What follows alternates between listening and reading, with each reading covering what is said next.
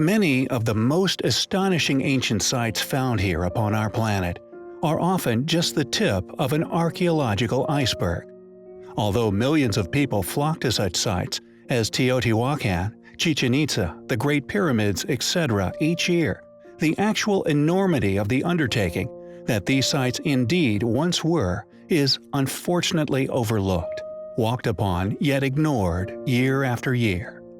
It is no secret that to build the enormous steel and glass structures of today, a foundation of a similar size will be utilized. These foundations allow for such gigantic weights to be placed upon these specific locations, and the sites of the past are no different. Only ever truly appreciated from the air, these gigantic plateaus are all that is left to allow one to accurately calculate the true size of these ancient monuments. The Giza Plateau, for example, although rarely mentioned by Egyptologists or indeed tour guides, is an area of flat sandstone that has for many years been argued as once having been man-made. Many factors go into such a hypothesis, the most important of which being the realization of the requirement to build on this specific site, a realization only in its early days, consisting of alignments with celestial pathways and indeed Earth's own energy grids, known in England as ley lines.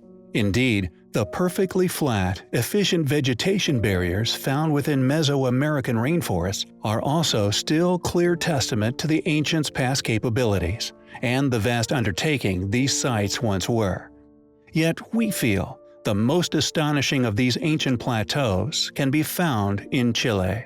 Predictably, like the many other clearly manufactured plateaus, it seems this must also be argued as a natural formation. Known as El Enladriado, it is an astonishing ancient site, located atop a 2,300-meter-high basaltic mountaintop. 233 megalithic stones, once masterfully placed in a geometric shape, form an artificial amphitheater atop the mountain, some of the stones being over 10 tons in weight. 3 enormous standing stones were found in the center of the plateau. 2 were discovered to have been aligned with magnetic north, while a line through one of these and the third stone points to the summer solstice. Interestingly, however, UFO sightings and claims of otherworldly activity is what the site is most famous for.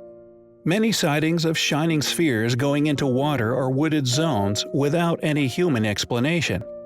In 2008, Chile's tourism service brought UFO spotting into the mainstream by turning the site into the country's first official UFO trail. Just what is going on at El Enladriado? Who built such an enigmatic ancient site? Why did they choose to build it atop a mountain? And is there really a UFO connection yet to be unraveled? Clearly a bizarre plateau that someone, at some point in history, went to tremendous effort in creating. Also, the attempts to argue it away as a natural formation are all factors we find highly compelling.